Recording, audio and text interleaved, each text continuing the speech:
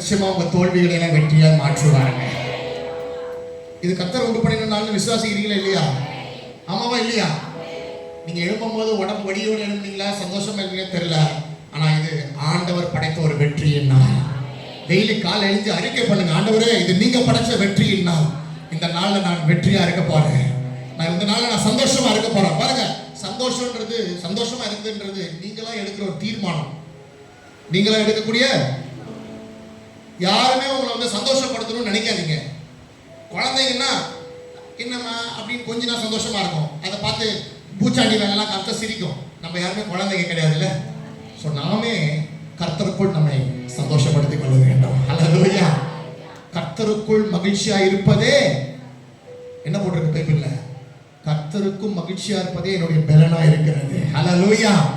இதுதாங்க நல்ல மருந்து. இன்னொரு பைபிள்ல நீதிமொழிகளை போட்டிருக்கு, மன மகிழ்ச்சி நல்ல ஔஷதமா இருக்குதான், நல்ல மருந்தா இருக்குதான். மன மகிழ்ச்சி எப்படிங்க? கர்த்தருக்குள் மகிழ்ச்சியா இருப்பது பலன், கர்த்தருக்குள் மன மகிழ்ச்சியா இருப்பது தான் நமக்கு மருந்து. டாக்டர் என்ன மருந்து எழுதி கொடுத்தாலும் தெரியல, ஆண்டவர் ஒரு மருந்து எழுதி கொடுத்துருக்காருங்க. கர்த்தருக்குள் மன மகிழ்ச்சியா இரு. பக்கத்துல பார்த்து சொல்லுங்களேன், கர்த்தருக்குள் மன மகிழ்ச்சியா இருங்க. சொல்லுங்களேன், கர்த்தருக்குள் மன மகிழ்ச்சியா இருங்க. ஏன் ரொம்ப வெட்கப்படுறீங்க நீங்க? சொல்லுங்க, உற்சாகமா இருங்க சிஸ்டர். சொல்லுங்க சொல்லுங்களேன், பக்கத்துல கொஞ்சம் உற்சாகப்படுத்துங்களேன். ஏன்னா சபையில வந்து பைபிள்ல போட்டிருக்கு, ஒருவர் அன்புக்கும் நற்கிரியைக்கும் உற்சாகப்படுத்துங்கன்னு போட்டிருக்குது. நல்லா உற்சாகமா சொல்லுங்க. பிரதர், கர்த்தர் இருக்கிறார், கவலைப்படாதீங்க. சிஸ்டர், கர்த்தர் இருக்கிறார், கவலைப்படாதீங்க. சொல்லுங்களேன் பக்கத்துல பாத்து. ஒரு அக்கா என்ன பார்த்து கவலைப்படாதீங்க, பக்கத்துல இருக்க பார்த்து அக்காவை பார்த்து சொல்லுங்கக்கா. ஹalleluya, ஹalleluya. இன்னைக்கு யாரோ பக்கத்துல இருக்க அக்கா பார்த்து சொல்லிட்டாங்க, நாளைக்கு அடுத்த 5 நாள் நம்மளே ஆண்டவருக்குள்ள நம்ம உற்சாகப்படுத்திக்கணும். ஆமென், ஹalleluya. இவங்க என்ன இப்படி கண்டுக்கலையே, இவங்க இப்படி பண்ணிட்டாங்களே. கர்த்தருக்குள்ள தாவீது தன்னை திடப்படுத்திக் கொண்டார். ஆமென். பாருங்க, அடுத்த சரணம் சொல்லுது, தள்ளப்பட்ட கல் கட்டிடம் தாங்கிடும் மூளை கல்லாயிற்றே, கர்த்தர் செயல் இது அதிசயம் இது, கைத்தட்டி பாடுங்களே. இன்னைக்கு யாரெல்லாம் தள்ளப்பட்டு மூளைக்கு தள்ளப்படுறாங்களோ, அந்த மூளைக்கு தள்ளப்படுகிறவர்களை தான் கர்த்தர் அந்த மூளைக்கு ஒரு தலைக்கெல்லாம் மாற்றி விடுகிறார். ஹalleluya. இஸ்ரவேல் ஜனங்களால நீ யார் எனக்கு தலைவன், நீ யார், உன்னை யார் எனக்கு தலைவன் ஆக்குறதுன்னு அந்த மோசையை ஒதுக்கிட்டாங்களாம். அந்த ஒதுக்கப்பட்ட மோசையை தான் ஆண்டவர் அந்த இஸ்ரவேல் ஜனத்துக்கு ரட்சகனா அனுப்பினாரு. சொந்த அண்ணன்மார்களே, நீயா எங்கள் மேல் ஆளுகை செய்ய போகிறாய் என்று அவனை விற்று, காசுக்கு விற்று, எப்படி ஒரு தரிசனம் நிறைவேறது பார்க்கலாம், ஒரு சொப்பனம் எப்படி நிறைவேறது பார்க்கலாம்னு தள்ளப்பட்டாங்க. பாருங்க, அந்த தள்ளப்பட்ட யோசேப்பு தான் அந்த குடும்பத்துக்கே ஒரு ரட்சகனா மாறிட்டாரு. எல்லாவற்றுக்கும் மேலாக நம்ம ஆண்டவராக இயேசு கிறிஸ்து இந்த பூமிக்கு வரும்பொழுது அவரை யாருமே ஏற்றுக்கொள்ளல. பைபிள்ல போட்டிருக்கு, அவர் தமக்கு சொந்தமானவரிடத்திலே வந்தார், அவருக்கு சொந்தமானவர்களோ அவரை ஏற்றுக்கொள்ளவில்லைன்னு போட்டிருக்குது. ஏற்றுக்கொள்ளப்படாமல் தள்ளப்பட்ட அந்த இயேசுவே இந்த உலகத்துக்கு ரட்சகராக மாறிவிட்டார். ஹalleluya. இன்னைக்கு நீங்க எப்பேற்பட்ட சூழ்நிலையிலும் மூலையில ஒதுக்கப்பட்டு தள்ளப்பட்டிருந்தாலும் இயேசுவின் நாமத்துல சொல்றேன், கர்த்தரை உங்கள் புகலிடமாக நம்பிக்கையாக மாற்றிக்கொள்ளும் பொழுது கர்த்தருடைய செயல் இது அந்த மூளைக்கு தலைக்கல்லாய் தான் மாற்றுகிறார். ஹalleluya. அன்பான தேவ பிள்ளைகளை விசுவாசிங்க. விசுவாசத்தோட தள்ளப்பட்ட கல் கட்டிடம் தாங்க, இந்த வார்த்தையை போட்டிருக்காங்க, பார்த்து நம்ம பாடுவோமா? தள்ளப்பட்ட கல் கட்டிடம் தாங்கிடும் மூளை கல்லாயிற்று. ஹalleluya. தள்ளப்பட்ட கல் கட்டிடம் தாங்கிடும் மூளை கல்லாயிற்று.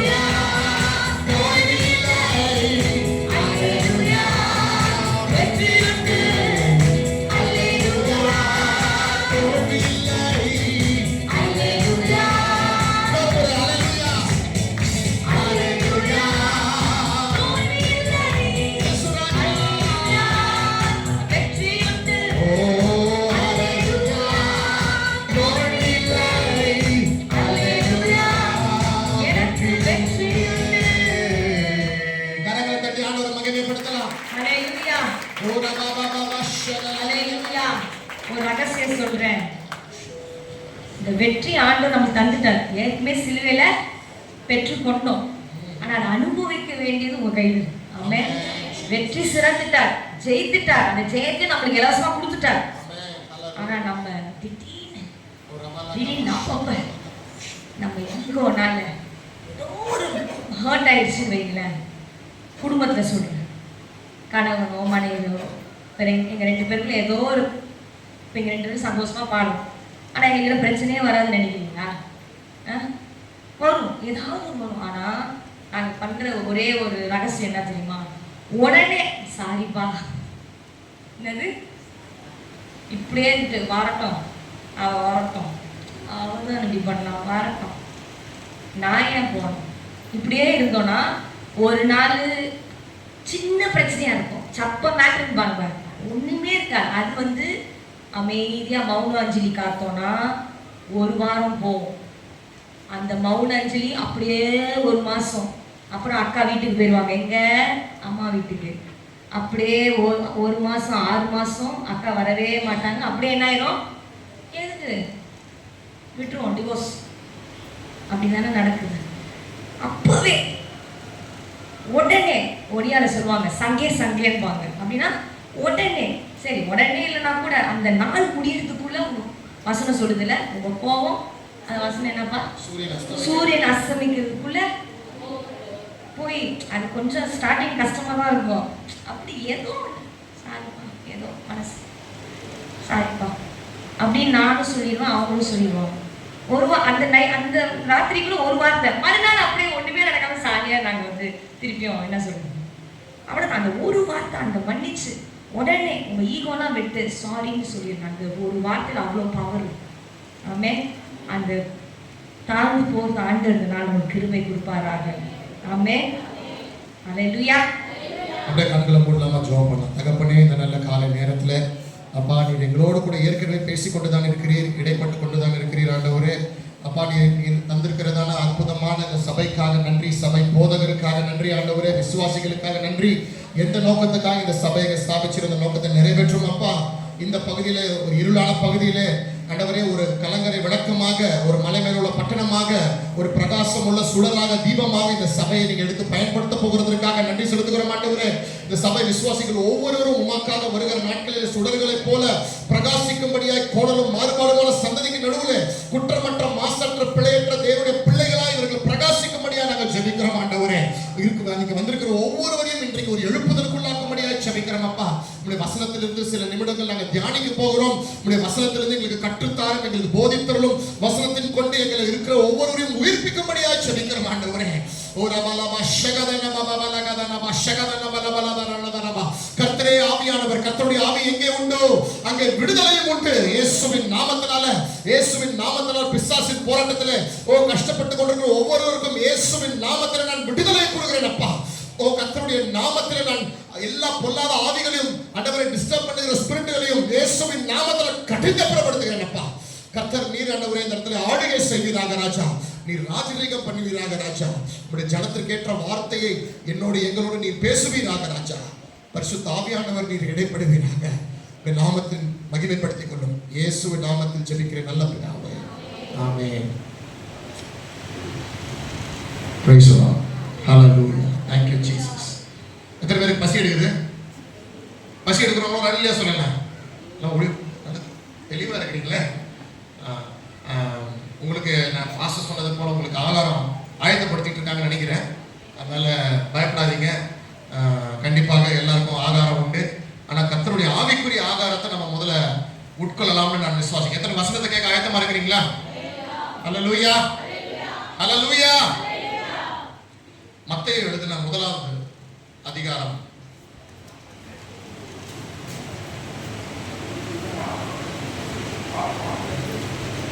திருப்பி கொள்ளுங்க. மத்தேயு சுவிசேஷ புஸ்தகம் 1வது அதிகாரத்துல ஒரு சில விஷயங்களை நம்ம தியானிக்க போகிறோம்.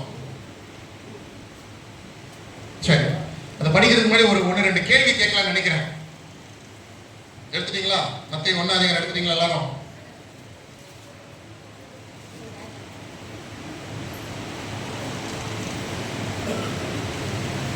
சரி, பழைய ஏற்பாட்டுல முதலாவது நீதிமான், நான் கேட்கிற கேள்விக்கு யார் பதில் சொல்லணும்? பைபிள் கேள்வி. பழைய ஏற்பாட்டுல முதலாய் நீதிமான் என்று அழைக்கப்பட்ட ஒரு மனுஷன் தான் பழைய ஏற்பாட்டுல. நோவா. நோவாக்கு முன்னாடி ஒருத்தர் நீதிமான் அழைக்கப்பட்டிருக்கிறார். ஆபிரகாம்லாம் நோவாக்கு அப்புறம் தானே வந்தவர். புரியல? மனசு. பழைய ஏற்பாட்டுல ஃபர்ஸ்ட் நீதிமான் அழைக்கப்பட்ட மனுஷன் யார்? யார் கரெக்டா சொல்றீங்க? ட்ரை பண்ணுங்க, பரவாயில்ல. ஆதாமா? நான் ஆதாமா வந்து நீதிமான் பைபிள் எங்கேயுமே போடல. ஆனா நீங்க கிட்ட வந்துட்டீங்க. ஆதாம் தான் முதல் மனுஷன். ஆனா முதலாவது நீதிமான் என்று அழைக்கப்பட்டது யார் பழைய ஏற்பாட்டுல? அந்த சிஸ்டருக்கு எல்லாம் கை தட்டிடலாமா? எல்லாம் கை தட்டுங்களேன். எல்லாம் சத்தமா தான் கை தட்டுங்களேன். மற்றவங்களை உற்சாகப்படுத்துறதுக்கு எப்பவுமே ஃபர்ஸ்டா இருக்கணும் நம்ம. ஆமென். முதலாவது பழைய ஏற்பாட்டுல நீதிமான் அழைக்கப்பட்டது யாரு? ஆபேல். ஆபேல் படிச்சிருக்கீங்களா? ஆபேலுடைய காணிக்கை. வேதம் வந்து ஆபேல நீதிமான் என்று அழைக்கிறது. ஆதாம வந்து நீதிமான் அழைக்கல. நான் ஆதாம்னாலதான் எல்லா பிரச்சனையும் ஆரம்பமாச்சுல்ல. ஆதாம்னால தானே எல்லா பாவமே இந்த உலகத்துக்குள்ள வந்துச்சு. பாவத்தினால மரணம் இந்த உலகத்துக்குள்ள வந்துச்சு. பரலோகத்துக்கு போனோடனே அந்த ஆதாம முதல்ல பார்க்கணும்னு நினைச்சிட்டு இருக்கிறேன். நானும் நினைக்கிறேன் ஆதாமுக்கு ஹை செக்யூரிட்டி கொடுத்துருப்பாரு நினைக்கிற கடவுள். எல்லாம் நம்மளாம் போய் ஒரு வழி பண்ற மாட்டோம் அவரை. சரி, ஆனா அவருடைய மகனா இருந்த இரண்டாவது மகனா இருந்த ஆபேல் தான் தன்னுடைய காணிக்கைகளினாலே விசுவாசத்தினாலே அவன் நீதிமான் என்று அழைக்கப்பட்டான் முதல்ல. சரி, அடுத்த கேள்வி. இந்த கேள்விக்கு யார் பதில் சொல்றீங்க பார்க்கலாம். புதிய ஏற்பாட்டுல, நான் பழைய ஏற்பாட்டுல ஃபர்ஸ்ட் நீதிமான் யாருன்னு கேட்டேன். புதிய ஏற்பாட்டுல முதலாவது நீதிமான் என்று அழைக்கப்பட்டது யார்? புதிய ஏற்பாட்டுல சகரியா. சகரியா நீதிமான் தான். ஆனா முதலாவது நீதிமான் என்று புதிய ஏற்பாட்டுல யாருன்னா இயேசு வந்து நீதிமான் தாங்க, இல்லைன்னு சொல்லல. ஆனா ஃபர்ஸ்ட் யாரு? அதுதான் என்னுடைய கேள்வி. புதிய ஏற்பாட்டுல முதல் நீதிமான் அழைக்கப்பட்டது அதான் யோசேப்பு. இந்த சிஸ்டருக்கு எல்லாரும் நல்ல உற்சாகமா நல்லா கை தட்டிப்பாங்க. இந்த ரெண்டு சிஸ்டர்ஸ்க்கும் நம்ம பாஸ்டர் அப்புறமா ஏதாவது நல்ல சின்ன கிஃப்ட் கொடுத்துருவாரு. நாங்க எதுவும் எடுத்து வரல பாருங்க. சோ புதிய ஏற்பாட்டுல முதல் நீதிமான் அழைக்கப்பட்டது யாரு? சத்தமா தான் சொல்லுங்களேன். யோசேப்பு. பைபிள்ல நிறைய யோசேப்புகள் இருக்கிறாங்க. இல்ல பழைய ஏற்பாட்டுல ஒரு யோசேப்பு, அவர் ஒரு நீதிமான் தான். புதிய ஏற்பாட்டுல முதல் நீதிமான் அழைக்கப்பட்டவர் யோசேப்பு தான். ஓகே, அந்த வசனத்தை வாசிக்கலாம். அந்த மத்தேயு 1 அதிகாரம் திருப்பிட்டீங்களா இல்லையா? கரெக்ட். 19 வாசிங்க. அவருடைய புருஷனாகிய யோசேப்பு நீதிமானாய் இருந்து அவளை அவமானப்படுத்த மனதில்லாமல் இந்த நீதிமானுடைய இந்த குவாலிட்டி இருக்கு பாருங்க. எத்தனை பேருக்கு இந்த யோசேப்பு கதை தெரியுமா? யோசேப்பு மரியாள் எங்க தெரிஞ்சது ஏதாவது ஒரு தலையை ஆட்டுங்களேன். தெரியுமா? தெரியும் சொல்லுங்க. தெரியலன்னா தெரியாதுன்னு சொல்லுங்க. தெரியாதவங்க கத்துக்கலாம், தெரிஞ்சவங்க இன்னும் கத்துக்கலாம். தெரிஞ்சா தெரிஞ்சது சொல்லுங்க, தெரியலனா தெரியலன்னு சொல்லுங்க. எல்லாரும் இங்க தானே இருக்கிறீங்க. ஆமென். ஹல்லேலூயா. யாரும் தூங்கல? தூங்குறவங்க வரலையா? பாருங்க, இந்த யோசேப்புக்கும் மரியாளுக்கும் நிச்சயதார்த்தம் முடிஞ்சிருச்சு. யோசேப்பு மரியாளோட திருமணம் செய்யும்படியா நிச்சயம் பண்ணிட்டாரு. ஆனா என்ன நடந்து போச்சுன்னா, நிச்சயம் ஆயிடுச்சு, திருமணம் ஆகல. திருமணத்துக்கு முன்பாக மரியாளிடத்துல ஒரு தேவதூதன் தோன்றி என்ன சொல்லியிருக்கிறாரு? நீ ஒரு குமாரனை பெறுவ. அவ சொல்றா, இது எப்படி ஆகும்? நான் ஒரு கன்னிகையா இருக்கிறேனே, இது எப்படி ஆகும்? ஏன்னா நிச்சயம் தான் முடிஞ்சிருக்கு, திருமணம் ஆலையே அப்படின்னு சொல்றாங்க. அப்ப அந்த தேவதூதன் சொல்றாரு, உன்னதமானவருடைய பலன் உன்மேல் நிழலிடும், பரிசுத்த ஆவியானவர் உன்மேல் வருவார், அப்பொழுது உன்னிடத்தில் பிறக்கிறது பரிசுத்தம் உள்ளது என்று அழைக்கப்படும். அவர் தான் தாவீதின் குமாரனா இருப்பாரு, அவர் தான் இந்த உலகத்துக்கு வரப்போற ரட்சகர்னு சொல்லி மரியாதை சொன்ன உடனே அந்த அம்மா சரண்டர் ஆயிட்டாங்க. கர்த்தருடைய வார்த்தையின்படி எனக்கு ஆக கடவுதுன்னு சொல்லிட்டாங்க. உடனே என்ன ஆயிடுச்சுன்னா அவங்களுக்கு கர்ப்பம் ஆயிட்டாங்க. கர்ப்பம் ஆனதுனால எல்லாம் என்ன கவனிக்கிறீங்களா? கொஞ்சம் என்ன சிதறடிக்கும் வசனத்தை கவனிக்கும் பொழுது ஃபுல் ஃபோக்கஸா ஆண்டவர் நம்மகிட்ட என்ன பேச விரும்புறாருன்னு சொல்லி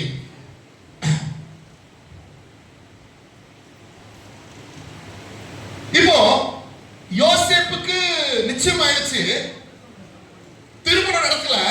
திருமணத்துக்கு முன்பாக மரியாதை என்ன ஆயிட்டாங்க? கர்ப்பம் ஆயிட்டாங்க, கர்ப்பவதி ஆயிட்டாங்க. இந்த கர்ப்பவதி ஆயிட்டாங்கன்றத யாரோ சொல்லியிருப்பாங்கன்னு நினைக்கிறேன். நீங்களா இருந்தா புருஷர்கள் நீங்களா தான் என்ன எப்படி கொஞ்சம் கொஞ்சம் கற்பனை பண்ணி பாருங்க. எல்லாரும் புருஷர்கள் இருக்கிறீங்க, வாலிபர்கள் இருக்கிறீங்க. ஒரு பெண்ணோட நிச்சயம் ஆயிடுச்சு, கல்யாணமும் டேட் ஃபிக்ஸ் பண்ணிட்டீங்கன்னு வச்சுக்கோங்க. அதுக்குள்ள அவங்க கர்ப்பம் ஆயிட்டாங்கன்னு செய்தி வருதுன்னா எப்படி இருக்கும் உங்களுக்கு? என்ன வரும்? கோவம் வரும் இல்ல? உங்களுக்குலாம் கோவம் வருமா? வராதுல்ல? எவ்வளவு சாந்தமா நல்லா முக்காடு போட்டு வெள்ளை சொக்காலாம் போட்டு எல்லாம் பவ்யமா உட்காந்துருப்பீங்க. ஆனா வீட்டுல வந்து உங்க கணவர்களோட நீங்க பேசுறது, மற்றவங்களோட பேசுவோம் பாருங்க, யாரா இருந்தாலும் கோவம் வரும். இல்ல கோவம் வராதுன்னா, எனக்கு கோவம் வராமலாம் இருக்காதுங்க, கோவம் வரதான் செய்யும் இல்ல. என் முகத்தை பார்த்தா கோவம் வர மாதிரி தெரியுதா? பார்த்து ஏமாந்துடாதீங்க, கோவம்லாம் வரும் எனக்கு. யாராலும் கோவம் வரும். யாராலும் ஒரு உள்ளுக்குள்ள எவ்வளவு தைரியம் இருந்தா எனக்கு இப்படி துரோகம் செய்யலாம் அப்படின்னு கோவம் வரும். ஆனா இந்த பாருங்க, இதுதான் நீதிமானுடைய அழகு. புதிய பாட்டுல முதல் நீதிமான் என்று அழைக்கப்படுகிற யோசேப்புடைய வாழ்க்கையில இதை நான் ஒரு நாள் தியானிக்கும் பொழுது என் தனிப்பட்ட வாழ்க்கைக்கு ஆண்டவர் பல நாட்களுக்கு முன்பாக, இதான் முதல் முறை நினைக்கிறேன், 2வது முறை இந்த செய்தியா பகிர்ந்து கொள்றேன். ஆனா முதல்ல இந்த யோசேப்புடைய வாழ்க்கையினால நான் ரொம்ப என்ன ஆண்டவர் சேலஞ்ச் பண்ணார், என்ன ரொம்ப இன்ஸ்பயர் பண்ணார். நான் ஒரு அழகு பாருங்க, அவன் கேள்விப்படுறான், அவன் வந்து இந்த மாதிரி கர்ப்பமாட்டான்னு கேள்விப்பட்டு அவளை அவமானப்படுத்த அவனுக்கு மனசு இல்லையா பாருங்க. அன்பானவர்களே, இதுதாங்க அழகு. அழகுன்றது வெளி தோற்றத்துல அழகு அது இல்ல முக்கியம். உண்மையான அழகு அது இல்ல. உண்மையாகவே ஒரு பெண்ணுக்கும் சரி ஒரு ஆணுக்கும் சரி உள்ளத்துல மனசு எப்படி இருக்குதோ அதுதாங்க உண்மையான அழகு. அல்லேலூயா. யாரா இருந்தாலும், நானும் ஒரு மனுஷன்றதுனால, ஒரு புருஷன்றத எனக்கு கோவம் இப்படின்னு ஒரு எரிச்சல் வரும், ஒரு பழி வாங்கணும் எண்ணம் வரும். ஆனா பாருங்க, சரி தப்பு பண்ணிட்டு இருக்கா போட்டு இருக்கு. ஏன்னா இப்ப பாருங்க, தேவதூதன் வந்தாரு, பரிசுத்தாவி வந்தா, இந்த மாதிரிலாம் நம்புறதுக்கு அந்த அவனுக்கு நானா நம்பர் நம்பியிருக்க மாட்டேன். இப்போ மரியாதை கொஞ்சம் மரியாதை நிலைமை யோசிச்சு பாருங்க. பரிசுத்தாவினால கர்ப்பம் ஆயிட்டாங்க. எல்லாரும் ஊரெல்லாம் என்ன பேசியிருப்பாங்க நினைக்கிறீங்க மரியாதை பத்தி? பத்தியாடி நல்ல பொண்ணு மாதிரி நடிச்சுதே, என்ன பண்ணிட்டு வந்து பத்தியா அப்படின்னு பேசியிருப்பாங்க. மரியாதை என்ன சொல்லுவாங்க? இல்லங்க பரிசுத்தாவினால என்ன சொல்லிருப்பாங்க? பண்ற தப்பு பண்ணிட்டு பரிசுத்தாவினா சொல்லிருப்பாங்களா மாட்டாங்களா? பேச முடியுமா மரியாதை வெளியில? முடியாது. இது ஒரு எவ்வளவு பெரிய அவமானம் இல்ல?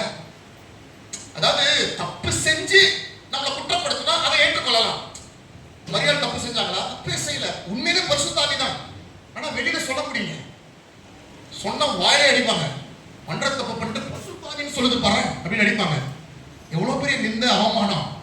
கர்த்தருக்கு தான் தெரியும் அவன் எந்த தப்பு செய்யலன்னு. இப்ப யோசேப்பு கூட அவன் தப்பு செஞ்சிட்டான்னு தான் நினைச்சிட்டேன்.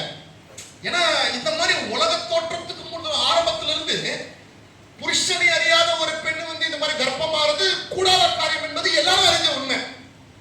இது யோசேப்புக்கும் தெரியல, யோசேப்பு தப்பு பண்ணிட்டான்னு தான் நினைச்சிட்டேன். ஆனா பாருங்க, தப்பு செஞ்சிட்டான்னு அறிஞ்சாலும் அவளை அவமானப்படுத்தக்கூடாதுன்னு ஒரு இருதயம் இருந்துச்சு பாருங்க. அந்த இருதயம் தேவனுடைய பார்வையில ரொம்ப பிரியமான ஒரு இருதயமா இருந்துச்சுங்க. அல்லேலூயா. அன்பான தேவ ஜனங்களே, இதுதாங்க அந்த உள் அழகு. என்ன அழகு? வெளி அழகு நிறைய பேருக்கு இருக்கலாம், ஆனா ஆண்டவர் விரும்புகிறது என்னன்னா அந்த உள்ளான அழகு. அல்லேலூயா. யாரோ ஒருத்தர் தப்பு செஞ்சிட்டாங்க, யாரோ ஒருத்தர் தப்பு பண்ணிட்டாங்க அப்படின்னா கூட என்ன அழகுனா அவங்களை நான் அவமானப்படுத்தக்கூடாது. நாக்கு புடுங்குற மாதிரி ஒரு கேள்வி கேட்கிறேன் பாரு அப்படின்னு யோசித்து எழுப்பி இருக்கலாம். ஆனா அவர் பண்ணாரா? இல்ல. அவளை அவமானப்படுத்த சித்தம் இல்லாம என்ன பண்றாரு? நான் கேட்கிறேன், யோசேப்புக்கு வந்து ஹர்ட் ஆயிருக்குமா? ஹர்ட்னா என்ன சொல்லுவாங்க தமிழ்ல? உள்ள இருதயம் ஹர்ட் ஆயிருக்குமா இருக்காதா?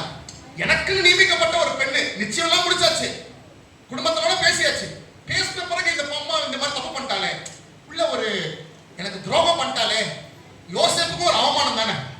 ஆமாவா இல்லையா? எல்லாரும் என்னப்பா அந்த பொண்ணை போய் நீ கல்யாணம் பண்ண, அதுப்பா எப்படி உன்னை ஏமாத்திடுச்சு, இவனை போய் பாக்குறவங்க ஒரு ஏமாளியை போல பார்த்திருப்பாங்க. ஆமாவா இல்லையா? அப்படிதான் பைபிள்ல யாக்கோபு ஆண்டவர் அப்படிதான் உடைச்சாரு. யாக்கோபு பயங்கரமான ஒரு வீரனா இருந்தாரு. அவங்க அப்பாவை ஏமாத்தினா, அவங்க அண்ணனை ஏமாத்தினா, சேஷ்ட புத்திர பக்கத்துக்கு அண்ணனை ஏமாத்தினா, கடைசியில் ஆசீர்வாதத்துக்கும் அவங்க அண்ணனை ஏமாத்திட்டான், அப்பாவையும் ஏமாத்திட்டான். அப்பா கண்ணு தெரியாத அப்பாவை ஏமாத்தி ஆசீர்வாதத்தை வாங்கிட்டான், திருடிட்டான். ஆனா ஆண்டவர் பார்த்தாரு, உன்னை யாக்கோபா விட்டா உன்னை நான் ஆசீர்வதிக்க முடியாது, உன்னை நான் இஸ்ரவேலா மாத்தணும். இவன் எவ்வளவு பெரிய கில்லாடியா இருந்தா எல்லாரும் ஏமாத்தனா, இவனோட பெரிய கில்லாடியா அவங்க மாமனார் இருந்தார் பாருங்க. ஆமா இல்லைங்களா? தயவு செய்து இந்த மாதிரி கில்லாடியா இருக்கணும்னு மட்டும் நினைக்காதீங்க. நீங்க கில்லாடியா இருந்தா உங்களை விட பெரிய கில்லாடியை வச்சு ஆண்டவர் உங்களை ஏமாத்துவார். இவன் மாமனார் என்ன பெரிய கில்லாடியா இருந்தா, இவன் வந்து ரெண்டாவது பொண்ணை லவ் பண்ணிட்டான். மாமனாருடைய மாமாவுடைய சொந்த மாமா தான், தாய் மாமா, முறைப்படி பொண்ணு தான். அவன் பண்ணது தப்பு மாதிரி எனக்கு தோணலை. ஏன்னா அம்மா தான் சொல்லி அனுப்புறாங்க, அப்பா அவங்க மாமா வீட்டுக்கு போ, மாமா வீட்டுல இருக்க ஒரு பொண்ணை கல்யாணம் பண்ணுன்னு சொல்லி தான் அனுப்புறாங்க. மாமா வீட்டுக்கு போயிட்டு ரெண்டாவது பொண்ணை லவ் பண்ணிட்டான், அழகா இருக்குனா போட்டுருக்கு. ஆனா மாமனார் பாருங்க, நான் கில்லாடி இருந்தா கல்யாணம் பண்ணும் பொழுது முக்காட போட்டு வச்சு ரெண்டாவது பொண்ணை கட்டி கொடுக்காம முதல் பொண்ணை கட்டி கொடுத்து அடுத்த நாள் காலையில தான் தெரியுது இவருக்கு ரெண்டாவது பொண்ணுட்டு. என்ன சொல்ல பாருங்க, ஊரே அவனை பார்த்து சிரிக்குது. இப்படிதான் ஆண்டவர் யாக்கோபை உருவாக்குனாரு. யாக்கோபு போனவன் அவனை பார்த்து சிரிச்சிருப்பான்.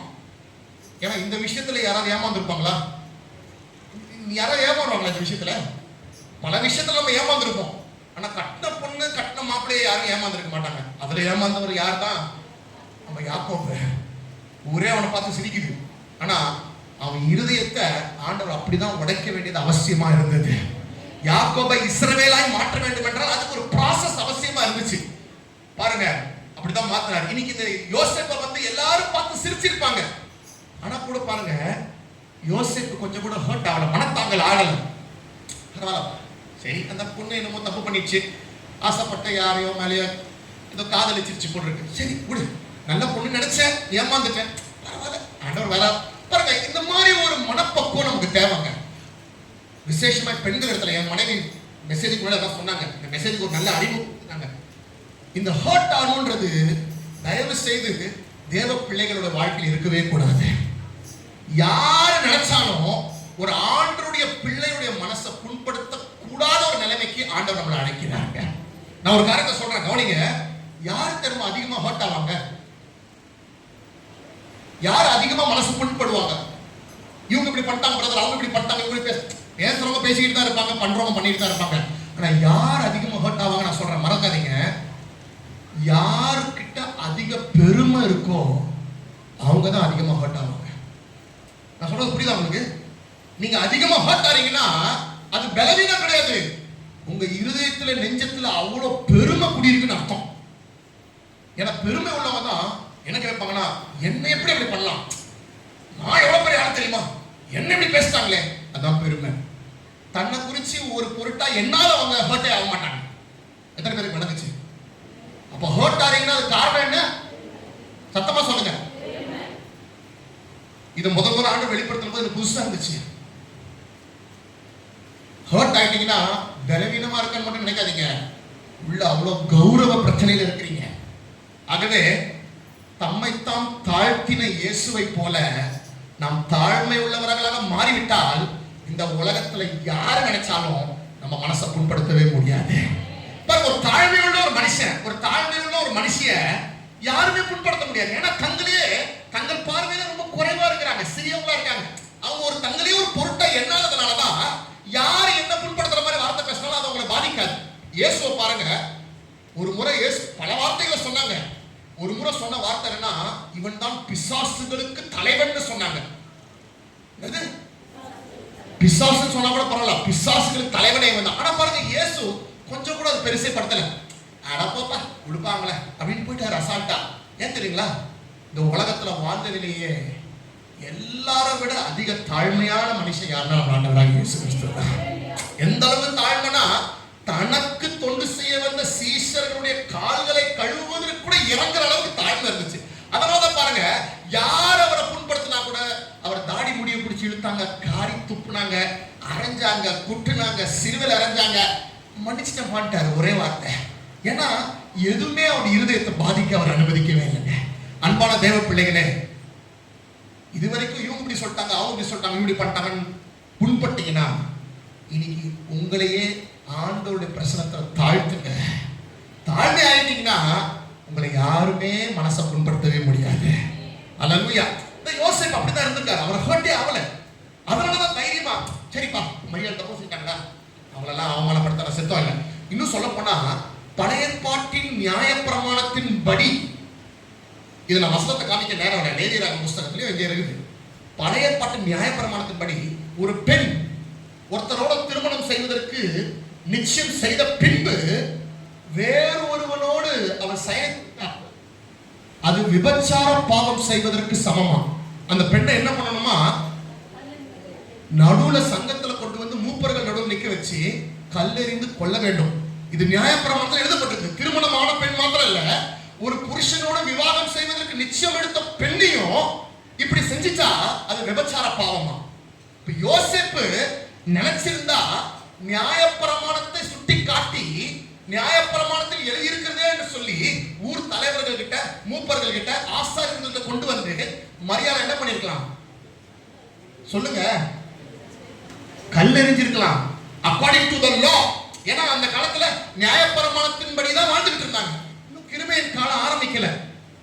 இயேசு வந்து சிலுவையில் அறைந்து உயிரோடு எழுந்த பிறகுதான் அந்த இயேசு சிலுவையில் அறைந்து உயிரோடு எழுந்த பிறகுதான் கிருபையின் காலம் ஆரம்பிக்குது. அது வரைக்கும் நியாயப்பிரமாணத்தின் காலம் தான். அதனாலதான் இயேசு உயிரோடு இருக்கும் பொழுது யோவான் 8ஆம் அதிகாரம் திருப்ப வேண்டாம், இப்ப திருப்ப வேண்டாம். யோவான் 8ஆம் அதிகாரம் உங்களுக்கு தெரியும். பரிசேயர்களும் வேத பாரகர்களும் இயேசு தேவாலயத்துல பிரசங்கம் பண்ணிட்டு இருக்கும்போது விபச்சாரத்துல கையும் மெய்யுமாய் பிடிக்கப்பட்ட ஒரு பெண்ணை என்ன பண்றாங்க, கூட்டு வராங்க. இயேசுவை பார்த்து சொல்றாங்க, ஆண்டவரே இந்த பொண்ணை வந்து நாங்க பிடிச்சிட்டோம், போய் சொல்லிட்டாங்க, பிற்பாடு கஷ்டம் இல்ல, விபச்சாரம் பண்ணிட்டாங்க. மோசேயுடைய நியாயப்பிரமாணம் என்ன சொல்லுது, இப்படிப்பட்டவளை கல்லெறிந்து கொள்ளணும்னு சொல்லுது, நீங்க என்ன சொல்றீங்க அப்படின்னு இயேசுவை பார்த்து கேட்கறாங்க. ஏன்னா இயேசு எப்போதுமே பாருங்க பாவிகளை நேசிக்கிறார். இயேசு நியாயப்பிரமாணத்துக்கு விரோதமாக எதுவும் செய்ய மாட்டார். அதான் ஒரு இடத்துல சொல்றாரு, மத்தேயு 5ஆம் அதிகாரம் சொல்றாரு, நியாயப்பிரமாணத்தை நிறைவேற்றவே தான் நான் வந்தேன்.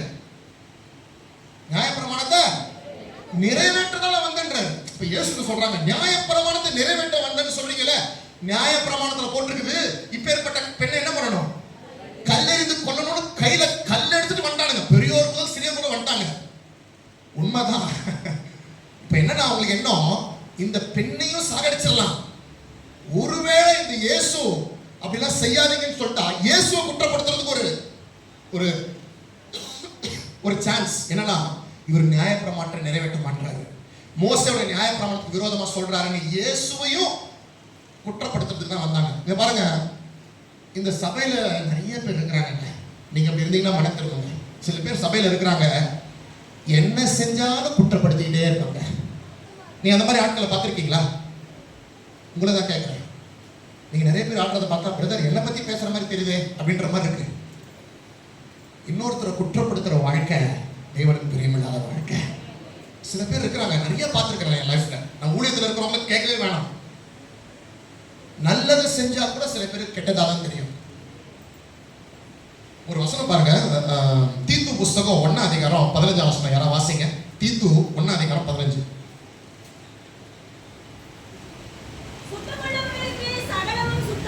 நல்லா கவனிங்க, இந்த வசனத்தை நல்லா கவனிங்க, ரொம்ப முக்கியமான வசனம். சுத்தம் உள்ளவர்களுக்கு சகலமும் சுத்தமாய் இருக்கும், அசுத்தம் உள்ளவர்களுக்கும் அவிசுவாசம் உள்ளவர்களுக்கும் ஒன்றும் சுத்தமாயிராது.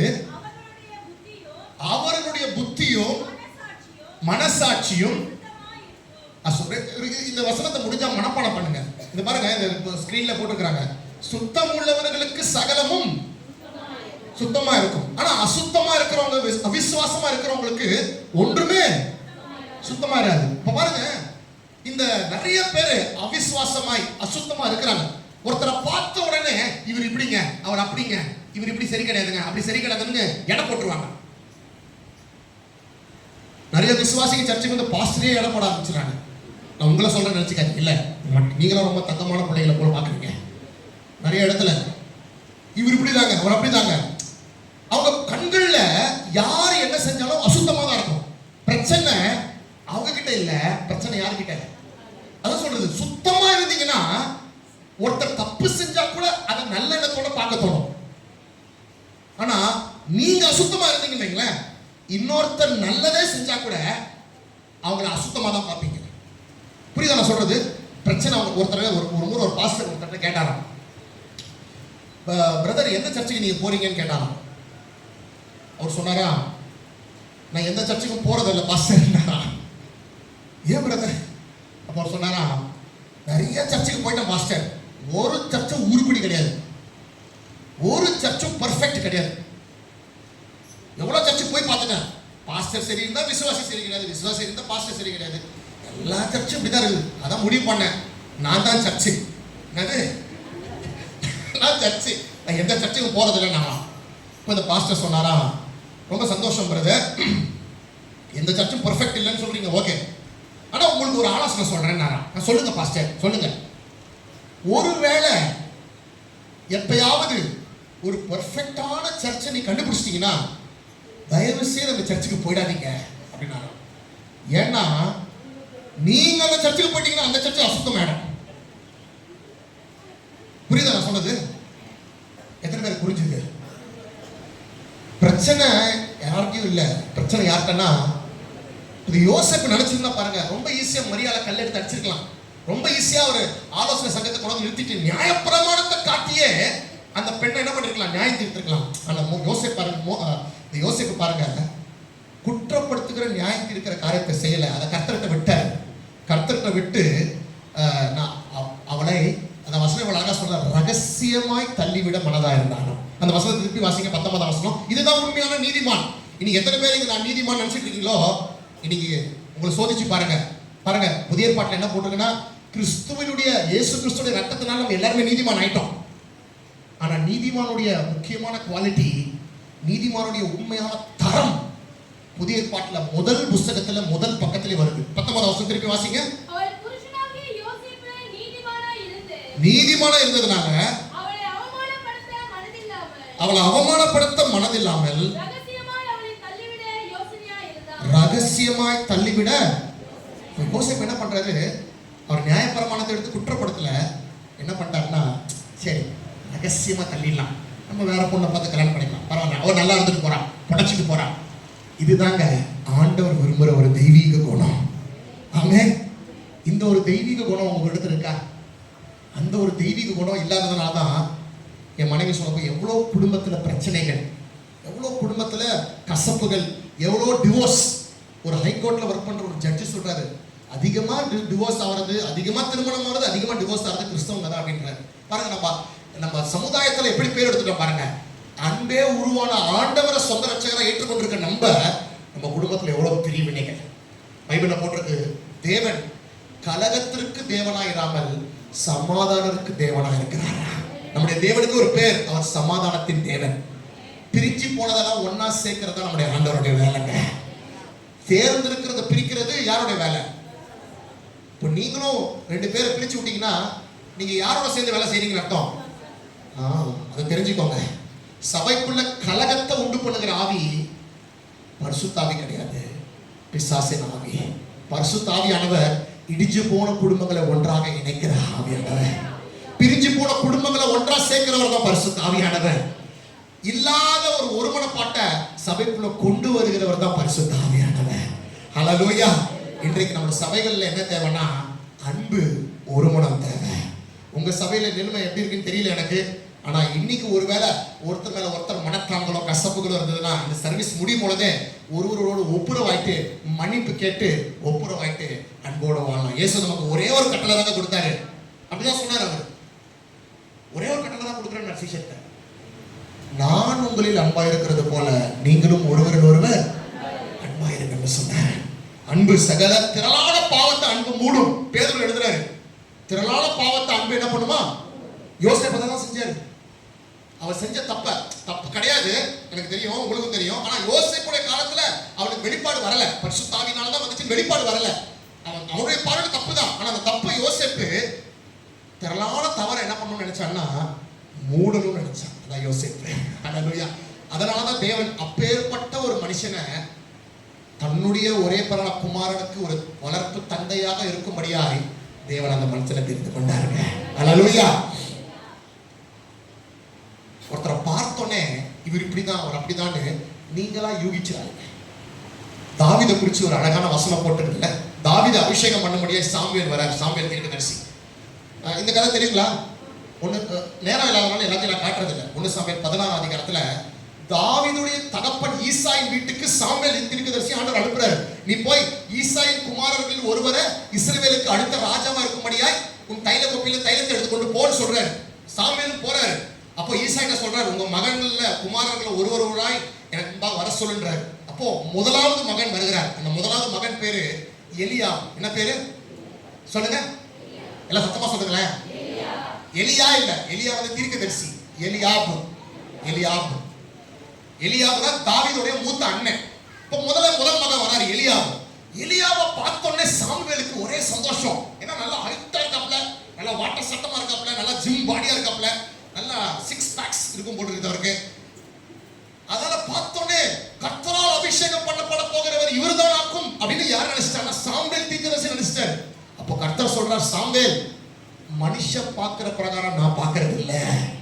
நீ அவனுடைய அழகை பார்க்காத, அவனுடைய முகத்தை பார்க்காத, அவனுடைய பாடியை பார்க்காத, அது எனக்கு முக்கியமே இல்லை. ஏன்னா மனுஷன் முகத்தை பார்ப்பான், கர்த்தரோ. அதான் 1 சாமுவேல் 16 அதிகாரம் 7ஆம் வசனத்தை சொல்றாரு. எல்லாரும் சத்தமா சொல்லலாமா? மனுஷன் முகத்தை பார்ப்பான், கர்த்தரோ. இந்த வார்த்தைகளை நம்ம இந்த கடைசியில போட்டு பாருங்க. அந்த 3 வரிகளை இந்த இடத்துல இருந்து போட்டு பாருங்க. எல்லாரும் சேர்ந்து வாசிக்கலாமா? 1 2 3 ஸ்டார்ட். முகத்தை பார்ப்பான், கர்த்தரோ. இன்னொரு முறை பண்ணலாமா? மனுஷன் முகத்தை பார்ப்பான், கர்த்தரோ இருதயத்தை பார்க்கிறார். ஆண்டவர் சொல்றாரு, இந்த எலியா இவனை நான் புறக்கணிச்சிட்டேன்றார். இந்த வசனத்தை போட்டு பாருங்க. கர்த்தர் சாமுவேலை நோக்கி, நீ இவனுடைய முகத்தையும் இவனுடைய சரீரத்தையும் பார்க்க வேண்டாம், நான் இவனை. ஆண்டவர் என்ன பண்ணாரா? ஏன் ஆண்டவர் ஒருத்தரை புறக்கணிக்கிறாருன்னு நினைக்கிறீங்க?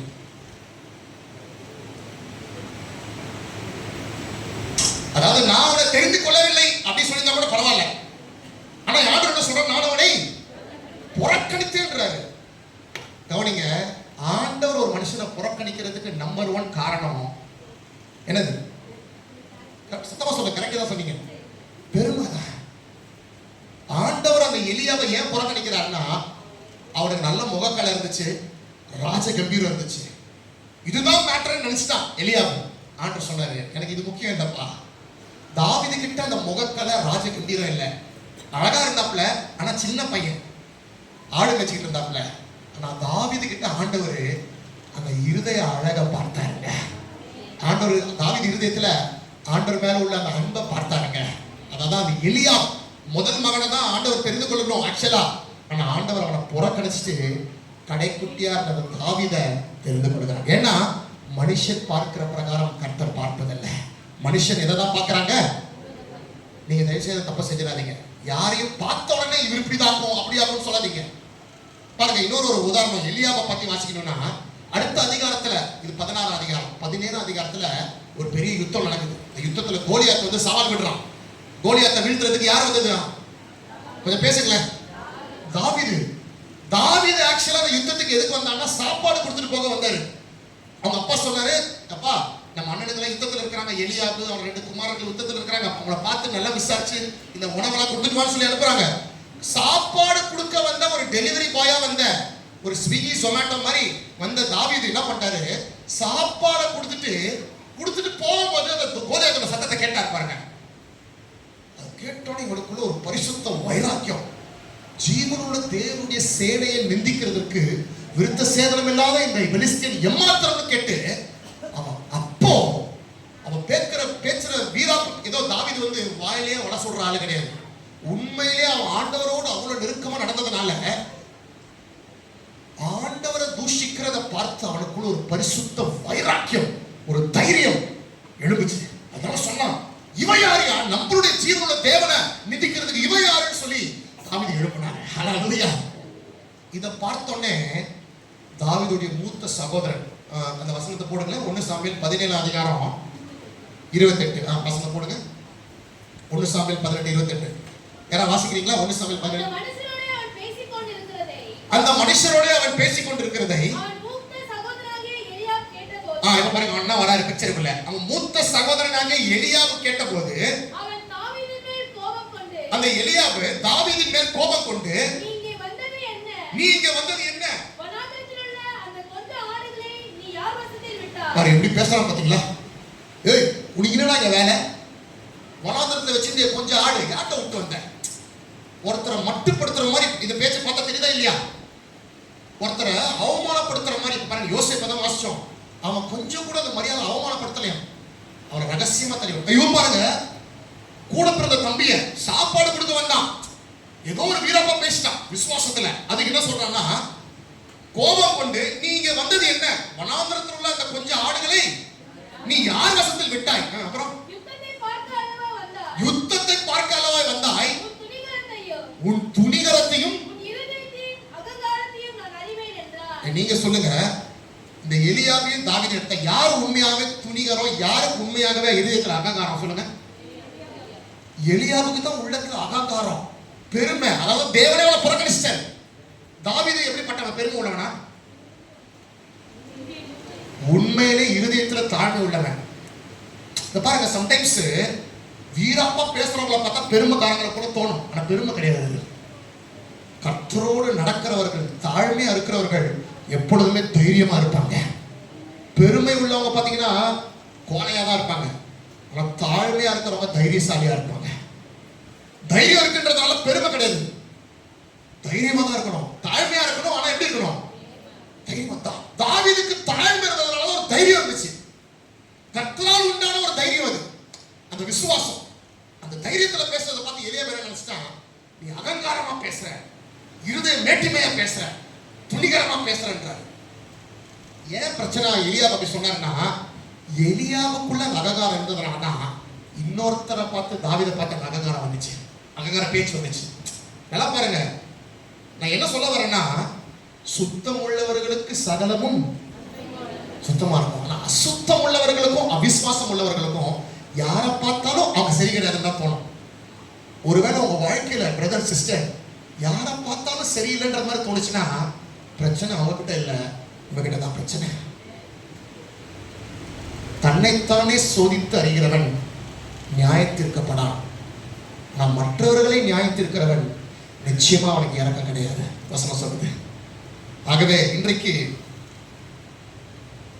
எலியாவை போல அல்லாம யோசேப்பை போல தப்பே நடந்தா கூட ரகசியமாக தள்ளிவிட மனசா இருந்து அவனை ரகசியமா தள்ளிட்டு அவனை அவமானப்படுத்த எண்ணமில்லை. இந்த ஒரு குணம் ஆண்டவருக்கு பிரியமான குணம். ஒரு நடந்த சம்பவத்தை நான் கேள்விப்பட்டேன். ஒரு முறை ஒரு ஆசிரியரை, ஒரு நல்ல வயது முதிர்ந்த ஒரு டீச்சர், ஸ்கூல் டீச்சரை அவருடைய கிளாஸ்ல சிறு வயதுல படிச்ச ஒரு மாணவன் சந்திக்க வாய்ப்பு நேர்ந்துச்சான். அப்போ அந்த மாணவன் நேரம் அந்த டீச்சரை பார்த்து, அவர் வயசாயிடுச்சு, அவரை பார்த்து, சார் எப்படி இருக்கிறீங்க, நல்லா இருக்கீங்களான்னு கேட்டாமா. அவர் சொன்னா, நீ யாருப்பா, நீ எனக்கு தெரியாதேன்னு. இல்லை சார், நான் உங்க கிளாஸ்ல தான் படிச்ச மாணவனா இருக்கேன் சார், நான் இந்த ஸ்கூல்ல படிச்சேன். அப்படியாப்பா, எனக்கு ஞாபகம் இல்லப்பா, எப்படிப்பா இருக்கேன்னு. நீ என்ன பண்றேன்னு கேட்கும்போது அவர் சொன்னானா, இன்னைக்கு நான் ஒரு டீச்சரா இருக்கிறேன் சார் அப்படின்னாராம். அப்போ இவருக்கு ரொம்ப சந்தோஷம். நம்ம கிளாஸ்ல படிச்ச ஒரு மாணவன் என்ன ஆயிட்டாரு, அவர் டீச்சர் ஆயிட்டாரு. அப்போ அந்த மாணவன் சொன்னானா, சார் நான் இன்னைக்கு டீச்சர் ஆனதுக்கு காரணமே நீங்க தான் சார் அப்படின்னா. அப்படியா, அப்படின்னமா நான் பண்ணேன் அப்படின்னாரு. இல்லை சார், நீங்க கொஞ்சம் நல்லா யோசிச்சு பாருங்களேன் சார், என்ன ஞாபகம் இல்லையா உங்களுக்கு என்னாரா. அவர் நல்லா யோசிச்சு பார்த்தாரா, ஒத்து பார்த்தாரா. இல்லப்பா எனக்கு ஞாபகம் இல்லைன்னாரா. இல்லை சார், நீங்க கண்டிப்பா ஞாபகம் இருக்கும், நீங்க நான் சொன்ன ஒரு சம்பவத்தை சொன்னா நீங்க ஞாபகம் வரும் அப்படின்னா. என்னப்பா சொல்றேன்னாரா. இல்லை சார், ஒரு நாள் நம்ம கிளாஸ்ல நான் மாணவனா இருக்கும் பொழுது என்னுடைய பக்கத்துல இருக்கிற என்னுடைய நண்பன் வந்து ஒரு புது வாட்சை கட்டிட்டு வந்திருந்தான். அந்த வாட்சை பார்த்தோன்னே எனக்கு ரொம்ப ஆசையாயிடுச்சு. அவன் பாத்ரூம் போகும்போது அந்த வாட்சை டிராயர்ல கட்டி வச்சு உள்ள வச்சுட்டு போனா டேபிள்ல, டக்குன்னு நான் திருடி எடுத்து என் பாக்கெட்ல வச்சுக்கிட்டேன். அவன் வந்து பார்த்து வாட்ச் இல்லைன்னு உங்ககிட்ட வந்து கம்ப்ளைண்ட் பண்ணான். உங்ககிட்ட வந்து குறை சொல்லும் பொழுது நீங்க என்ன பண்ணீங்க, நம்ம கிளாஸ்ல எல்லாரையுமே லைனா நிக்க வச்சிட்டீங்க, எல்லாரும் லைனா இல்லைங்கன்னு சொல்லிட்டு என்ன பண்ணீங்க, எல்லாரும் கண்ணை மூட சொல்லிட்டீங்க. வாட்ச் என் பாக்கெட்ல தான் இருக்குது, எல்லாரையும் கண்ணை மூட சொல்லிட்டீங்க. ஏன் கண்ணை மூட சொன்னீங்கன்னா, நான் தான் திருடுன்றத வேற யாரும் பாத்திரக்கூடாது, என்னை அவமானப்படுத்தக்கூடாது, என்னை அசிங்கப்படுத்தக்கூடாதுன்றதுனால எல்லாரும் கண்ணு மூட வச்சிட்டீங்க.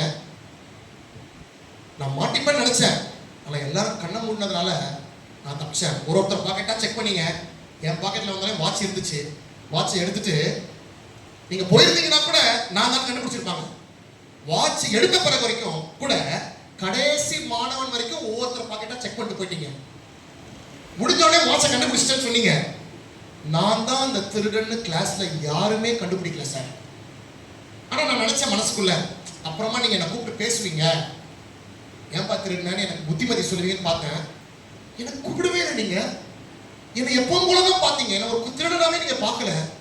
என்னடா இப்படி ஒரு ஆசிரியர் இருக்காரு அப்படின்னு என் மனசை ரொம்ப டச் பண்ணிடுச்சு சார். நான் அன்னைக்கே திருடுற பழக்கத்தை விட்டுட்டேன் சார். நீங்க பண்ண இந்த நடவடிக்கை என்னை கூப்பிட்டு கூட பேசல, என்னை அசிங்கப்படுத்தல, அவமானப்படுத்தல, எனக்கு ரொம்ப டச் ஆயிடுச்சு சார். அன்னைக்கே நான் முடிவெடுத்தேன், நான் வளர்ந்தா உங்களை போல ஒரு நல்ல ஆசிரியர் ஆகணும் சார். இப்போ உங்களுக்கு ஞாபகம் இருந்திருக்கும் சார், என் முகம் ஞாபகம் இல்லையான்னு கேட்டார். அப்போ அந்த ஆசிரியர் சொன்னாலும் இல்லப்பா உன் முகம் ஞாபகம் இல்லைன்னா.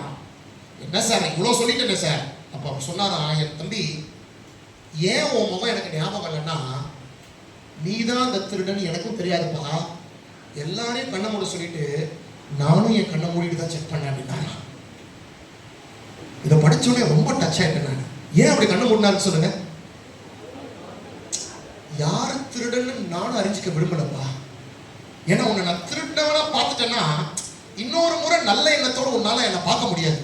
அதனால எல்லாருடைய பாக்கெட்டை செக் பண்ணும் பொழுது நானும் என் கண்ணை மூடிட்டு தான் செக் பண்ணேன்னா. எவ்வளவு அழகான ஒரு உதாரணம் பாருங்க. இன்னைக்கு பாருங்க, யாராவது ஒரு திருடன் மாட்டிட்டா யார் அதுன்னு தெரிஞ்சுக்க ஆசைப்படுவீங்களா மாட்டீங்களா? உண்மையை சொல்லுங்க சொல்லுங்க. பாருங்க, உண்மையாகவே ஒரு நீதிமான்னா குற்றவாளியை அறிஞ்சு கொள்ள விரும்பவே மாட்டாங்க. தப்பு செஞ்சவங்களை மூடி மறைக்கணும்னு தான் ட்ரை பண்ணுவாங்க. இன்னைக்கு அவர் செய்த ஒரு வார்த்தை கூட பேசலங்க. அவர் செய்த அந்த செயல் திருடனா இருந்த ஒரு மனுஷனோட உள்ளத்தை டச் பண்ணி அதோட திருட்டுத்தனத்தை விட்டான். அந்த மனுஷன் திருந்தி வாழ்றது மாத்திரம் இல்லை, அவரை போலவே ஒரு நல்ல ஆசிரியரா உணர்ந்துட்டாங்க. இன்னைக்கு பாருங்க, நம்மளை பார்க்கிறவங்க நம்ம காட்டுற அன்பை பார்த்து ஆண்டவர் அவங்க உள்ளத்தை உடைக்கணுங்க.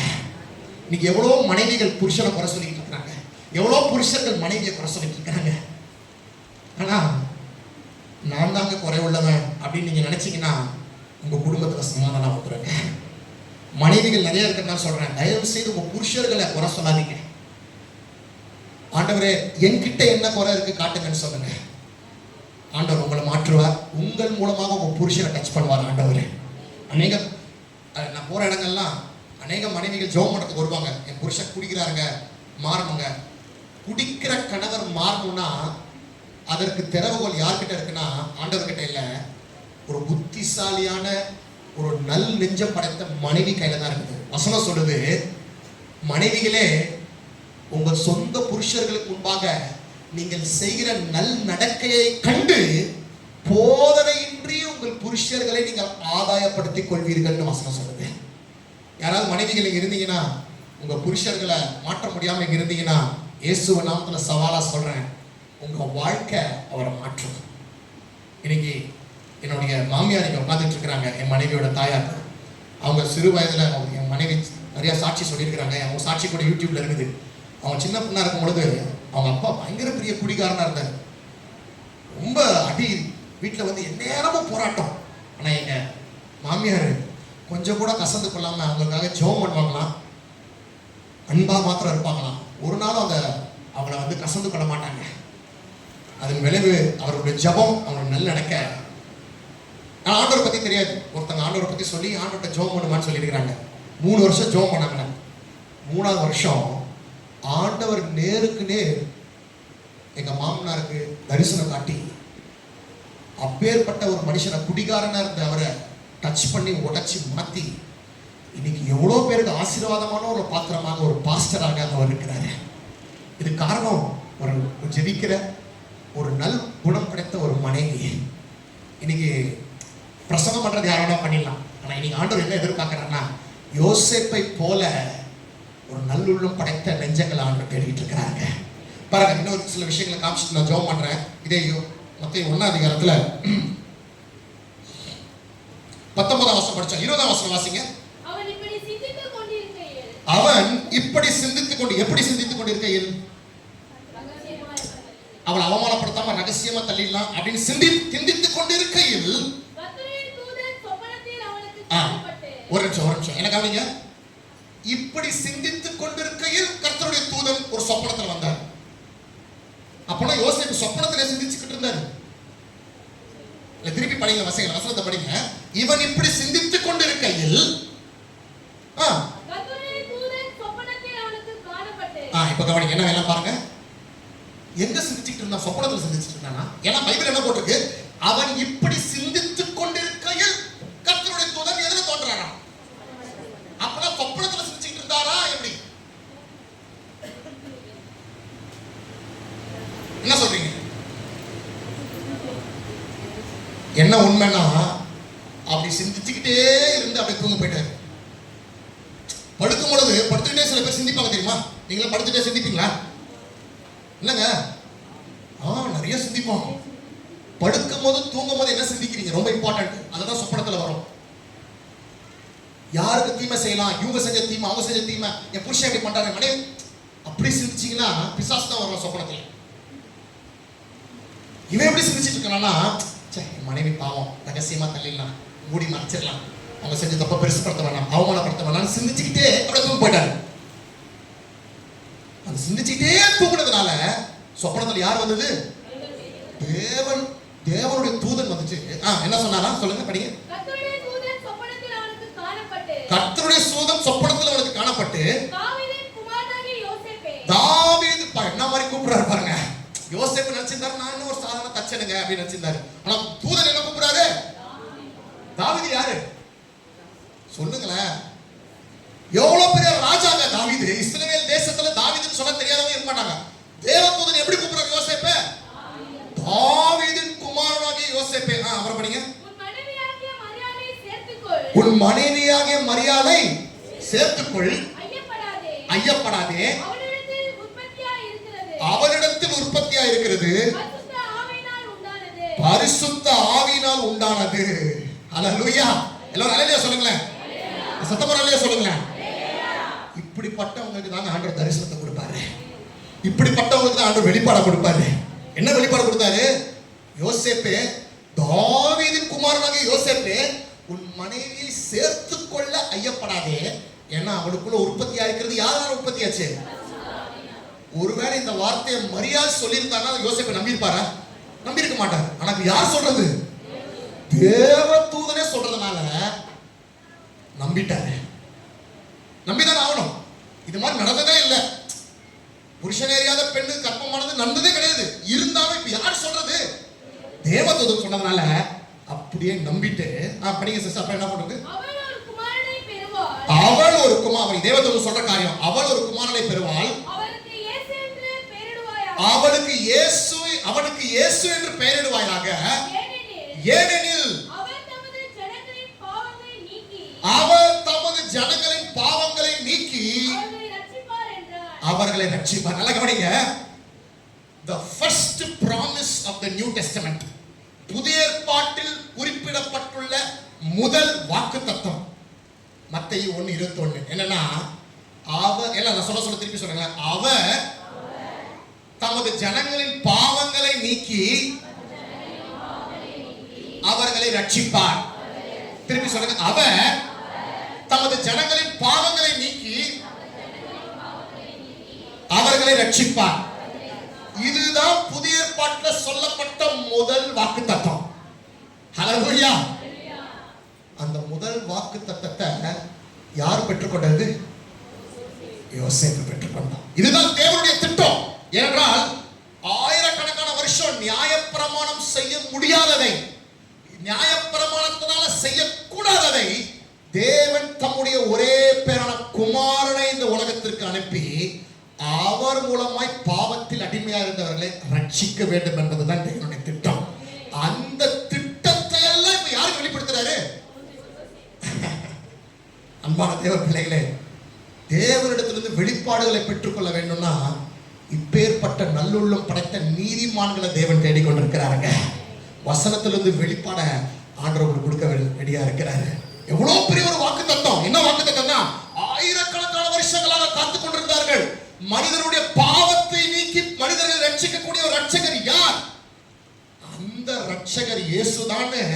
அந்த தேவதூதர் இந்த யோசேப்புக்கு வெளிப்படுத்துகிறாருங்க. ஹல்லேலூயா, ஹல்லேலூயா. பாருங்க, இந்த சொப்பனம் தெளிஞ்ச உடனே அடுத்தது என்ன நடக்குது பாருங்க. இதுல அப்படியே கொஞ்சம் தொடர்ந்து அதே 1ஆம் அதிகாரம் 24ஆம் வசனம் வாசிங்க. யோசேப்பு நித்திரை தெளிந்து எழுந்து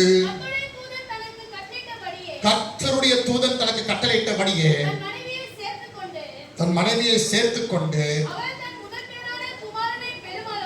அவர் தன் முதற் பேரான குமாரனை பெருமளவும் அவளை அறியாதிருந்து. இது ரொம்ப அல்டிமேட்டான ஒரு காரியங்க. இது புருஷர்கள் புரிஞ்சுப்பீங்க நினைக்கிறேன். மனைவியாக மரியாதை ஏற்றுக்கொண்டாங்க. ஆனா அவள் முதல் பேரான குமாரனை பெற்றெடுக்கும் வரைக்கும் அவளை தொடாம இருந்தாங்க. மனைவி ஆயிட்டாங்க, எல்லா உரிமையும் இருக்குது. ஆனா தேவனுடைய வார்த்தைக்கு அவர் கொடுத்த மதிப்பு மரியாதை, சொந்த மனைவியே தொட முடியாது அப்படின்ற சூழ்நிலை தள்ளப்பட்டார். ஆனா கர்த்தருக்கு பயந்த அந்த மனுஷன் யோசேப்பு, அவன் வாழ்க்கையில அவன் ஒரு சுகபோக பிரியனாக இல்லை, தேவ பிரியனாக அவன் இருந்தான். அவன் வாழ்க்கையில கர்த்தருக்கு முதலிடம் கொடுத்த ஒரு மனுஷனாக யோசேப்பு கருதப்பட்டான். இன்னைக்கு அதனாலதான் இன்னைக்கு பல 1000 2000 வருஷம் ஆனா கூட இன்னைக்கு அவரை பத்தி நம்ம பேசிக்கிட்டு இருக்கிறோம். அன்பான தேவ பிள்ளைகளே, இதை போன்ற நீதிமான்களாய் வாழக்கூடிய யோசேப்புகளை ஆண்டவர் தேடிக்கொண்டு நீங்க பாத்தீங்கன்னா தொடர்ந்து வாசிச்சீங்கன்னா எனக்கு காட்ட நேரம் இல்லை, நேரம் முடிஞ்சிருச்சு. 4 முறை திரும்ப திரும்ப சொப்பனத்தில் ஆண்டவர் வர்றார். இது முதல் முறை வந்துச்சுல. 2வது முறை ஏரோது பிள்ளையாக இயேசுவை கொலை செய்ய வகை தேடும் பொழுது இரவுல இன்னொரு முறை சொப்பனம் வருது. யோசேப்பே, உன் பிள்ளையாக இயேசுவை எடுத்துக்கொண்டு மரியாதை கூட்டிக் கொண்டு நீ எகிப்து தேசத்துக்கு போன கட்டளை வருது. உடனே யோசேப்பு நித்திரை தெளிஞ்சு இரவோட இரவா நைட்டோட நைட்டா கிளம்பி எகிப்து எங்க இருக்குது, எப்படி போறது, அங்க போனா யார் இடம் கொடுப்பா, வீட்டு வாடகை எங்க எடுக்கிறது ஒண்ணுமே தெரியாது. ஆனா இரவோட இரவா எழுப்பி சென்றாலும் வாசிக்கணும். திரும்ப ஏதாவது மறிச்ச பிறகு இன்னொரு சொப்பனம் வருது. யோசேப்பே, பிள்ளையை கூட்டிட்டு மரியாதை கூட்டிட்டு திருப்பி இஸ்ரவேல் தேசத்துக்கு போ அப்படின்னு ஒரு சொப்பனம் வருது. உடனே யோசேப்பு எழுந்து திருப்பி இஸ்ரவேல் தேசத்துக்கு வரான். இஸ்ரவேல் தேசத்துக்கு வரும்பொழுது எந்த ஊருக்கு போகணும் இன்னொரு சொப்பனம் வருது. நீங்க பாத்தீங்கன்னா 4 முறை திரும்ப திரும்ப கர்த்தர் தன்னுடைய தாசனை வழி நடத்துகிறாருங்க. ஏன் வழி நடத்துறாருன்னா அவன் சத்தத்தை கேட்டு சித்தம் செய்கிற ஒரு மனிதனாக யோசேப்பு காணப்பட்டான். இங்க அன்பான தேவ பிள்ளைகளே, நீங்க எந்த சூழ்நிலையில் இருந்தாலும் தேவன் உங்களை வழிநடத்த ஒரு நல்ல தகப்பனா இருக்கிறாருங்க. 32 சங்கீதம் 8 வசனம் எல்லாருக்குமே தெரியும். நான் உனக்கு போதித்து நீ நடக்க வேண்டிய வழியை உனக்கு காட்டுவேன், உன்மேல் என் கண்ணை வைத்து உனக்கு ஆலோசனை சொல்லுவேன் சொல்றாரு. ஆனா நம்ம என்ன நினைக்கிறோம், எனக்கு எல்லாம் தெரியும், என் வாழ்க்கையை நான் பார்த்துக்க தெரியும், என்ன தீர்மானம் எடுக்கணும், யாரை கட்டணும், எந்த வேலைக்கு போகணும், எங்க போகணும்.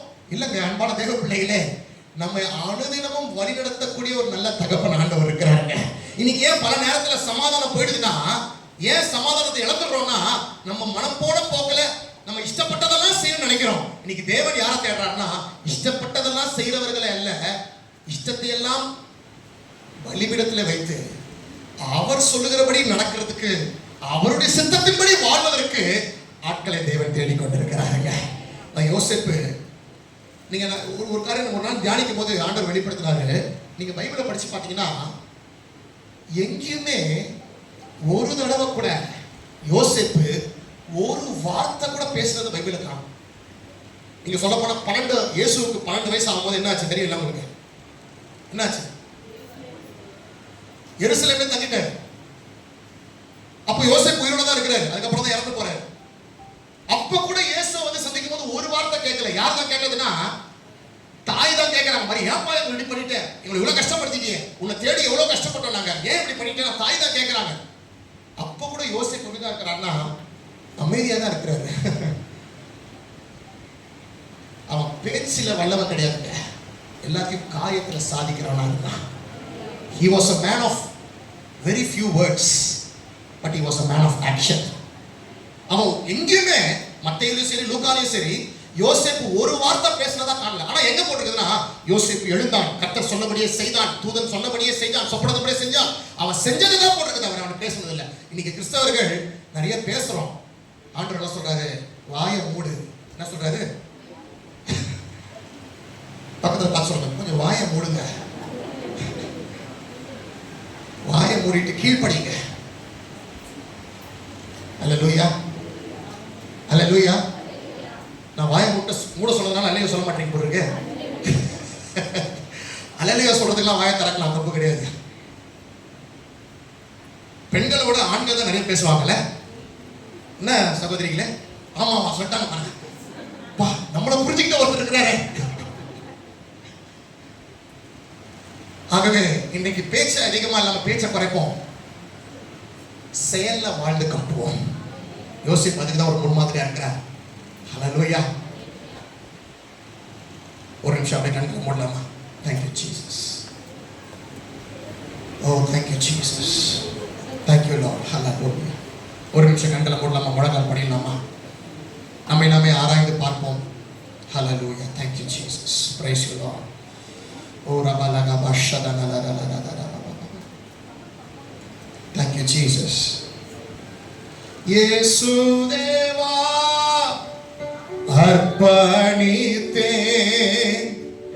என்னையே நான் அர்ப்பணித்தேன். இயேசு தேவா அர்ப்பணித்தேன் என்னையே நான் அர்ப்பணித்தேன். ஏற்றுக்கொள்ளும் ஏந்திக் கொள்ளும் என் இதயம் வாசம் செய்யும். ஏற்றுக்கொள்ளும் ஏந்திக் கொள்ளும் என் இதயம் வாசம் செய்யும். என் ஆத்மாவும் சரீரமும் என் ஆண்டவர்க்கே சொந்தம். இனி வாழ்வது நான் அல்ல, என்னில் இயேசு வாழ். எல்லாம் சொல்லலாமா? ஒரு நிமிஷம். என் ஆத்மாவும் சரீரமும் என் ஆண்டவருக்கே சொந்தம். இனி வாழ்வது நான் அல்ல, என்னில் இயேசு வாழ்கிறார். எத்தனை பேர் உண்மையில ஆசைப்படுறீங்க இயேசுப்பா உங்க உள்ளத்துல வாழ ஆசைப்படுறீங்களா? ஒரு நிமிஷம் எழுப்பி நிக்கலாமா? அப்புறம் உட்காந்துடலாம். ஒரே நிமிஷம் எழுப்பி நிக்கலாம். எல்லாம் சொல்லுங்க. என் ஆத்மாவும் சரீரமும் என் ஆத்மாவும் சரீரமும் என் ஆண்டவருக்கே சொந்தம். என் ஆண்டவருக்கே சொந்தம். இனி வாழ்வது நான் அல்ல, இனி வாழ்வது நான் அல்ல, என்னில் என்னில் இயேசு வாழ்கிறார். என்னில் இயேசு வாழ்கிறார். எத்தனை பேர் ஆசைப்படுறீங்க பிரதர் என் வாழ்க்கை மூலமா இயேசு ஜனங்க பார்க்கணும் பிரதர்? யோவான் சொன்னார்ல, நான் சிறுகணும். சொல்லுங்க, நான் சிறுகணும். என்ன சொன்னார்? அதுக்கப்புறம் என்ன சொன்னார்? என்ன சொன்னார் யோவான் ஸ்நானகன்? நான் சிறுகணும், அவரு பெருகணும். நீங்க விரும்புறீங்களா? கண்களை மூடி இந்த பாடலை பாடும் பொழுது அர்ப்பணிப்போட இயேசு தேவா அர்ப்பணித்தேன் என்னையே நான் அர்ப்பணித்தேன். இயேசு தேவா இயேசு தேவா அர்ப்பணித்தேன் என்னையே நான் அர்ப்பணித்தேன்.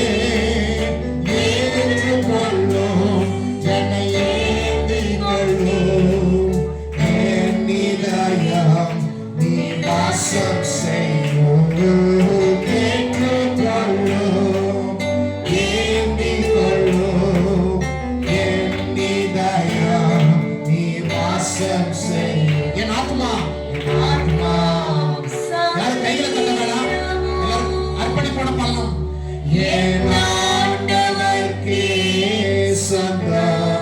இனி வாழ்வது நான் அல்ல, இனி வாழ்வது நான் அல்ல,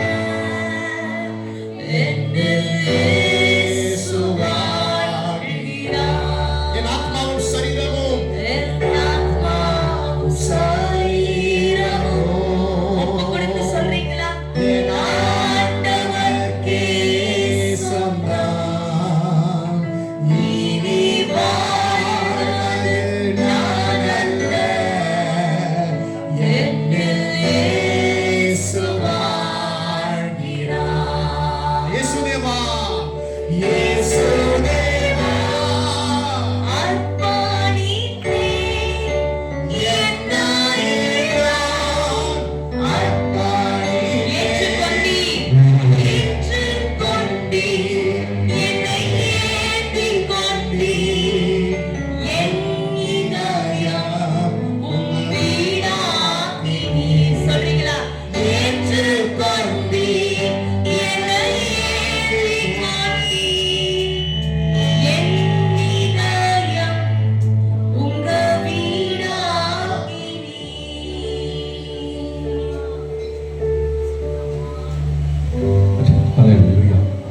பாடுற மைப்படுத்தோமா கத்தது காலையிலே நம்மோடு பேசினார். கத்தர் ஸ்தோத்திரம். ஹல்லேலூயா. நன்றி ஆண்டவரே, நன்றியோடு துதிக்கிறோம், நன்றியோடு துதிக்கிறோம். நல்லவரே மக்கள் ஸ்தோத்திரம். ஹல்லேலூயா. நன்றியோடு துதிக்கிறோம், நன்றியோடு துதிக்கிறோம். சர்வ வல்லவரே மக்கள் ஸ்தோத்திரம். சர்வ வல்லவரே உமக்கு நன்றி, உமக்கு நன்றி, உமக்கு நன்றி. கர்த்தர் எல்லாருடைய என்னோட பேசியிருக்கிறார், உங்களுடைய பேசியிருக்கிறார். பிரியமானவர்களே கர்த்தர் ஸ்தோத்திரம். அவங்க எவ்வளோ கஷ்டத்துக்கு மத்தியில், பிரச்சனைக்கு மத்தியில் ஊழிஞ்சிறாங்க. ஒரே ஒரு மனோர்த்தனை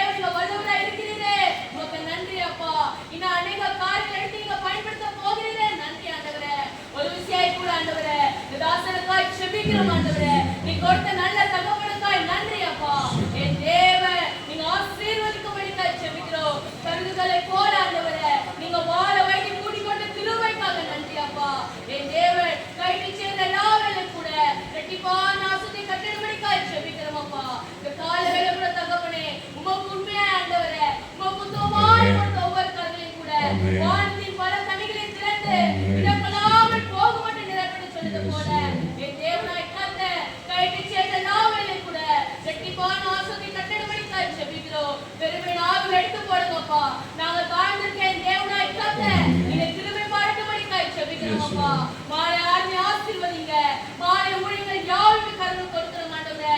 சந்திக்கிற ஒவ்வொரு பிள்ளையையும் கூட இந்த கடைசி நாட்கள்ல கூட தேவனாய் கர்த்தர் எங்க ரட்சிப்புக்குள்ள கொண்டு வர நீங்க கிருபை பாராட்டும்படிக்காய் ஜெபிக்கிறோம் அப்பா. ஒரு விஷயம் கூட தகப்பனே, இந்த பந்திக்காய் ஜெபிக்கிறோம் ஆண்டவரே. இந்த பரிசுத்த பந்தி ஆசீர்வதி கொடுக்கும்படிக்காய் ஜெபிக்கிறோம். நாங்கள் உண்மையா ஆண்டவரே, உண்மையா இந்த பந்தி ஏற்றுக்கொள்ள என் தேவனை தகுதிப்படுத்தும்படிக்காய் ஜெபிக்கிறோம் அப்பா. இதனை யார் ஒரு கருத்துல கொடுக்கிறோம் ஆண்டவரே. நீ மேலே ஏந்திவீரப்பா, இல்லை சுமப்பீர் ஆண்டவரே. எங்களை தப்பிவிக்க வல்லவராய் இருக்கிறீரே, உமக்கு நன்றி. இதனை யாவரையும் ஆசீர்வதிக்கும்படிக்காய் ஜெபிக்கிறோம். நான் இயேசு கிறிஸ்துவின் நாமத்திலே ஜெபிக்கிறோம் எங்கள் ஜீவனுள்ள நல்ல பிதாவே. ஆமென். பரிசுத்த ஆண்டவரே, நன்றியோடு துதிக்கிறோம். இந்த நல்ல நாளுக்கு ஆண்டு இந்த புதிய மாதம் 8ஆம் மாதத்துக்குள்ளே எங்களை கொண்டு வந்து நாளில் இந்த முதல் ஆராதனை ஆசீர்வதித்து கொடுத்தபடி நாள் சோதரம் விசேஷமாக அருமையான சகோதரன் மைக்கேலையும் அருமையான மகள் சங்கீதாவை கொண்டு வந்துகிறேன்.